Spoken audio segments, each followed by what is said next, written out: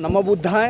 हमारे देश के सभी जो बुद्धिस्ट हैं और पूरे वर्ल्ड के जो बुद्धिस्ट हैं उन सभी को जो है आज का हम एक जो स्टेटस है सुप्रीम कोर्ट का वो बताना चाहेंगे।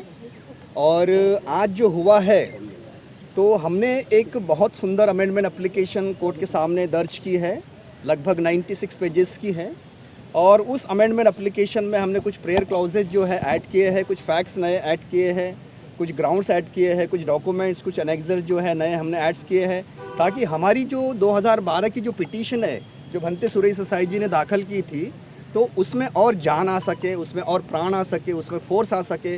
और उसमें जो है जो पॉइंट्स हमने जो रेस किए हैं तो वो बहुत ही अकाट्य है, यानी उसको क्रॉस करने योग्य जो है। कितने भी जो है बड़े से बड़े हमारी जो प्रतिद्वंदी हो, रिस्पोंडेंट्स हो, वो आ जाए और मिलकर जो है वो कोशिश भी करे तो मुझे लगता है कि वो पॉइंट जो है वो जीतने वाले हैं। और वो जो पॉइंट्स है वो है भगवान बुद्ध की देशना पर है और संविधान पर है, और साथ ही साथ जो है जो ऐतिहासिक रेफरेंसेस है, जो बहुत सारे बुक्स है और बहुत सारे जो पुराण है, उपनिषद है, वेद है, और जो उनकी जो कंसेप्ट है कि भगवान बुद्ध विष्णु के 90 अवतार हैं, उन सब का वो खंडन होता है।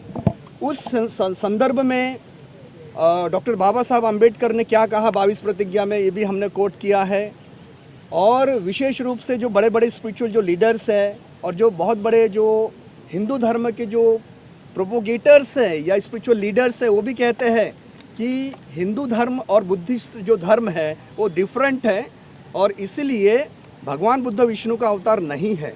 तो ये सारी जो कंट्रोवर्सी शुरू हुई है वो इसी पॉइंट पर शुरू हुई है कि महाबोधि महाविहार में वो जहाँ वो जो शैवियत जो मठ है और जहाँ पर मंथ जो है अपना डेरा डाले हुए है, तो वो इसी कंसेप्ट के आधार पर है कि वहाँ वो भगवान बुद्ध विष्णु के 90 अवतार है। इसका हमने खंडन किया है। हमने कोर्ट को ये बताना चाहा है कि ये बोध गया टेम्पल एक्ट 1949, ये 1949 का एक्ट है, ये संविधान के पहले का है। और संविधान के पहले का होने की वजह से संविधान सुप्रीम है। और संविधान का आर्टिकल 25 कहता है रिलीजियस फ्रीडम, वो कहता है कि फ्री कॉन्शियंस, हर एक जो रिलीजन माइनॉरिटी होती है, चाहे वो बुद्धिस्ट हो, चाहे वो क्रिश्चियन हो, पारसी हो, सिख हो, सभी को अपनी जो है माइनॉरिटी इंस्टीट्यूशन मिलती है, रिलीजियस इंस्टीट्यूशन मिलती है, और 100% जो है उनके मेंबर्स वही होते हैं, ट्रस्टी वही होते हैं। तो ये पहली इस देश में ये पहली ऐसी जो है ट्रस्ट है जो जहाँ पर 4 बुद्धिस्ट है और 4 हिंदूज़ है और एक कलेक्टर है। पहले जो है वो कलेक्टर भी हिंदू हुआ करते थे। तो ये जो हिस्टोरिकल प्रमाण है कि भगवान बुद्ध वहाँ एनलाइटेंड हुए हैं और उसके पश्चात जो है सम्राट अशोक ने महाबोधि महाविहार बनाया है, तो वो इसी के जो है प्रतीक का रूप है कि भगवान बुद्ध वहाँ एनलाइटेंड हुए हैं और वो बुद्धिस्ट प्लेस है। और इसलिए जो प्यूरिटी में जो सैक्रेडनेस उसका होना चाहिए, जो पवित्रता जो होनी चाहिए उस जगह की, वो सिर्फ बुद्धिस्ट लोगों के लिए ही होना चाहिए। वहाँ पर ऑल ओवर वर्ल्ड के बुद्धिस्ट आते हैं, वो प्रार्थना करते हैं, वो चैंटिंग करते हैं, वो मेडिटेशन करते हैं। लेकिन बहुत दुख की बात है 300-400 सालों से जो है वहाँ पर एक अतिक्रमण हुआ है, इंक्रोचमेंट हुआ है। किसी महंत की वो प्रॉपर्टी नहीं है, वो वर्ल्ड हेरिटेज साइट जो डिक्लेयर हुआ है, यूनेस्को ने डिक्लेयर किया है, और कोई टाइटल, कोई ओनरशिप जो है महंत का नहीं है। तो उन्होंने जो है धीरे धीरे जो है उस महाबोधि महाविहार में एंक्रोचमेंट किया है। ये हमने हमारे अमेंडमेंट एप्लीकेशन में हिस्टोरिकल रेफरेंसेस देकर बताया है। तो हमारा जो मेन पर्पज़ है, अभी हमारा मेन पर्पज़ ये है कि बोध गया टेम्पल एक्ट रद्द हो। दूसरा जो है हमारी प्रेयर है वो अमेंडमेंट में कि सारा जो प्रेयर किया हुआ है अमेंडमेंट में कि अतिक्रमण, एंक्रोचमेंट जो भी प्रीमाइसेस में है, जो भी मठ है, जो भी प्रीमाइसेस में जो भी आइडियल्स है, उन सब के लिए जिस प्रकार इसी माननीय सुप्रीम कोर्ट ने अयोध्या केस में राम मंदिर के लिए आस्था के ग्राउंड पर जगह दी वो अपने मुस्लिम बांधवों को, उसी प्रकार से हमारी एक प्रेयर ये है कि on the ground of parity, equality before law, वही हमारा आस्था का विषय है। और सेंचुरीज टू सेंचुरीज जो है वहाँ महाबोधि महाविहार में बुद्धिस्ट जो है वर्शिप हो रही है, इस बात का प्रमाण है। और उसी आस्था के ग्राउंड पर जो है हमने ये प्रेयर की है। कि राम जन्मभूमि की जो रेशियो है आस्था का वो यहाँ पर अप्लाई किया जाए और ये बुद्धिस्ट प्लेस जो है ये सैक्रेड रखा जाए, उसमें इंक्रोचमेंट ना हुआ जाए और जो मठ वहाँ पर है या जो महंत है उनको कोई अलग जगह दी जाए मंदिर के लिए। ये हमारी ऐसी प्रार्थना है और हमने जो है इस पर बहुत सारे एविडेंसेस दिए हैं, बहुत सारे जो हमारे डॉक्यूमेंट्स हैं और वो डॉक्यूमेंट जो है हमारा कहना नहीं है, वो हिस्ट्री कहती है। अगर सर अलेक्जेंडर कनिंघम की अगर रिपोर्ट कह रही है, जिन्होंने एक्सकावेशन किया है महाबोधि महाविहार का, अगर वो ये रिपोर्ट कहती है कि वहाँ पर जो है कोई महंत का अस्तित्व नहीं है, वहाँ कोई शिवलिंग नहीं है, वहाँ कुछ नहीं उस समय, तो इसका मतलब ये है कि हिस्ट्री जो है वो बता रही है। और भी बहुत सारे बुक्स हैं, बहुत सारे रेफरेंसेस हैं, बहुत सारे पुरावे हैं, पुराण है, हमने सब जो है वहाँ पर एप्लीकेशन में दिए हुए हैं, बहुत सारे डॉक्यूमेंट्स लगे हुए हैं। उसके बेसिस पर जो है हम अपनी केस को प्राइमा फेसी स्ट्रॉन्ग करके ये केस जो है किसी भी हालत में हमको संविधान के अनुसार आर्टिकल 13 जो कहता है कि संविधान आने के पहले जितने भी कोई एक्ट्स है अगर वो फंडामेंटल राइट्स को वायलेट करते हैं तो वो एक्ट जो है वो निरस्त हो जाना चाहिए, वाइड हो जाना चाहिए।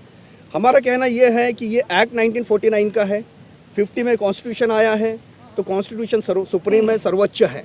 तो आर्टिकल 13 कहता है कि ऐसे सारे एक्ट जो है अपने आप निरस्त हो जाना चाहिए। लेकिन ये एक्ट 49 से आज तक चल रहा है, आज 25 है, ये 2025 है, तो इतने सालों से ये एक्ट चल रहा है और इसकी वजह से सबसे बड़ा प्रॉब्लम क्रिएट हो रहा है। और सभी जो आंदोलन जो हो रहे हैं, आप देख रहे हैं भिक्षुगण, बनते जी 91 ईयर्स ओल्ड है, बनते सूर्य ससाई जी, तो इनकी बहुत बड़ी टीम जो है पूरे भारत देश से है और साउथ ईस्ट कंट्रीज से है, ये सब फाइट कर रहे हैं। 2012 से जो है बनते जी ने पिटीशन डाली हुई है, तब से जो है वो फाइट कर रहे हैं और आज भी इनकी आप देखिए एज 91, वो आज भी वही जुनून है, वही ऑब्सेशन है। आज किस मुद्दे पर बहस शुरू हुई और किस मुद्दे पर खत्म हुई? आज इस मुद्दे पर बहस शुरू हुई है कि हमने जो 2012 की जो पिटीशन थी हमारे अनुसार जो है वो इनकम्प्लीट थी, उसमें और भी हमको मुद्दे डालने थे, पॉइंट्स डालने थे, प्रेयर्स डालने थे, ग्राउंड्स डालने थे, जजमेंट्स डालने थे। क्योंकि 2012 से लेकर 2025 तक सुप्रीम कोर्ट ने कई जजमेंट्स दिए हैं, चाहे वो अयोध्या का केस हो, चाहे वो अलीगढ़ मुस्लिम यूनिवर्सिटी हो, चाहे वो यंग क्रिश्चियन एसोसिएशन हो, सबरीमाला हो, चाहे वो बोहरा कम्युनिटी हो, बहुत सारे ऐसे डिसीजंस आए हुए हैं कि जिसके आधार से हम जो है सुप्रीम कोर्ट को ये जो है कन्विंस करना चाहेंगे कि उसी आधार पर जो है इस केस का भी निर्णय लगे। तो हमारी वो जो है अमेंडमेंट एप्लीकेशन कोर्ट ने अलाउ कर दिया है। क्या कोर्ट का ध्यान इस ओर अंकित किया गया है कि एक्ट तो है, 1949 एक्ट तो है, लेकिन आज तक भी संविधान के अंदर नहीं है? जी हाँ, आज तक जो है संविधान के दायरे में वो एक्ट नहीं है और उसका ध्यान इस ओर अंकित किया गया है? जी हाँ, कोर्ट को जो है ये बताया गया है, महंत साहब के वकील वहाँ आए, ये बात बताना मैं ज़रूरी समझ रहा हूँ कि 2012 में पिटीशन हमारी हुई है और 2025 में पहली बार जो है महंत साहब के वकील आए और उन्होंने ये कहा कि 400-300 सालों से जो है हम यहाँ पर अपना जो वर्चस्व किए हुए हैं, तो इसको जो है ये हमें पार्टी बनाए बिना जो है ये कैसे ये कर सकते हैं, हमारा इंटरेस्ट जो है वायलेट होगा। तो ऑनरेबल जज ने उनको ये कहा कि अभी तक आप सोए थे और अगर आपको जो है पार्टी नहीं बनाया तो आप एप्लीकेशन करते बैठो। तो जज साहब ने जो है उन पर स्ट्रिक्चर पास किए, उनसे एग्री नहीं हुए। तो इसका मतलब ये हुआ है कि जो मोमेंटम, जो वातावरण पूरे देश में और पूरे विश्व में जो अभी हो रहा है और ऐसा लग रहा है कि अभी ये महाबोधि महाविहार मुक्त होने वाला है, तो जो अपोनेंट रहते हैं, दुश्मन रहते हैं, वो डर जाते हैं और जब डर जाते हैं तो फिर वो सामने आते हैं, अदरवाइज छुपे रहते हैं।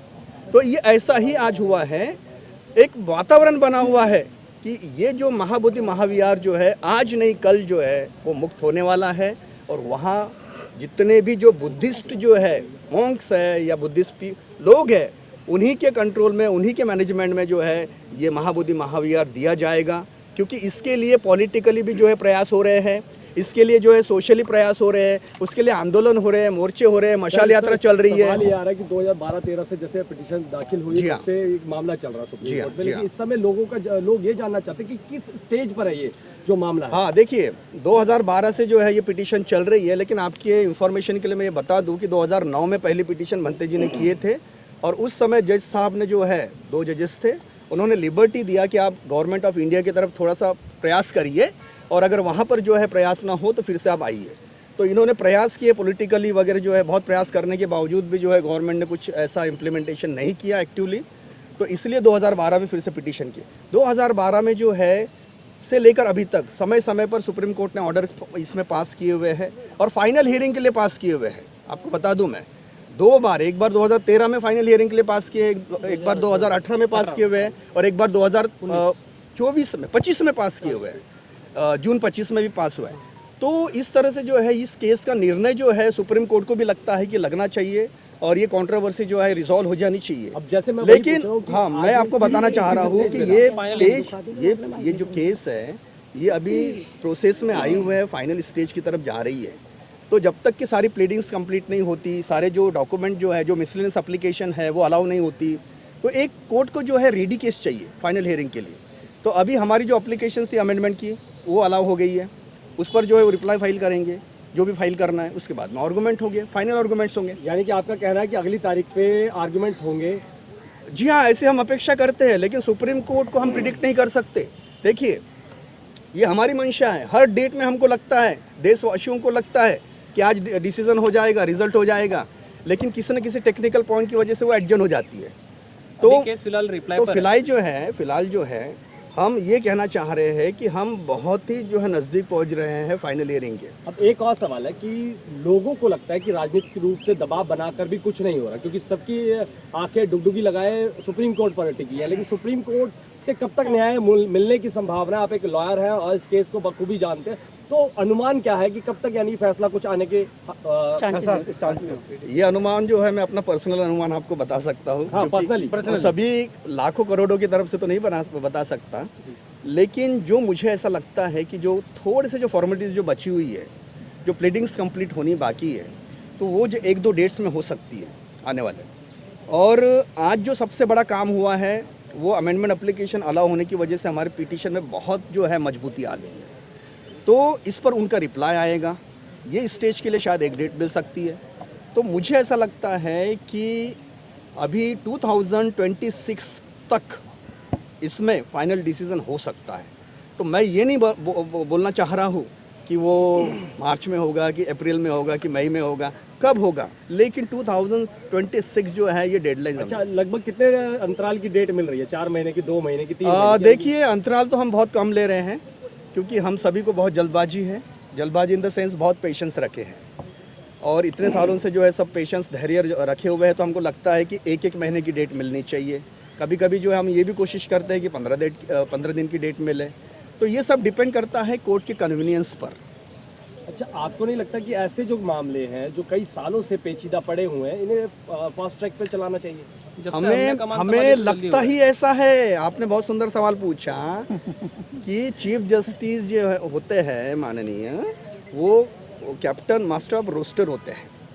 तो ये सजेशन तो नहीं है, लेकिन एक आम जो है जनता, उनकी ये मंशा है कि जो हाई लेवल के जो प्रेफरेंशियल केसेस होते हैं, सेंसिटिव केसेस होते हैं, उनको प्राधान्य देना चाहिए, उनको प्रेफरेंस देना चाहिए।